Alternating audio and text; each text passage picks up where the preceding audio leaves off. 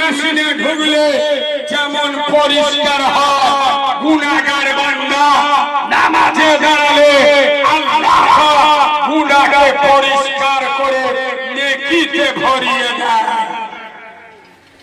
বলবো আরে বলতে বলবো স্কুলের পিছনে চেয়ারে বসে কারা বিড়ি খাওয়া মান যায়।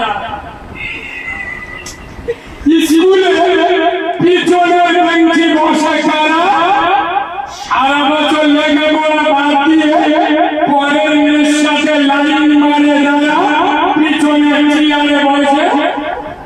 এবার বলো জলসায়ার মসজিদে গিয়ে পিছনে বসে যারা ও মানুষগুলো কারা? জান্নাতের বাগানে সামনে বলবে আল্লাহ খুশি হবে, আমরা আমল করবো, বলবেন ইনশাআল্লাহ। চলো নবী বলে যাচ্ছেন আসসালাতু ইমাতুদ্দিন, যে সমস্ত মুসলমান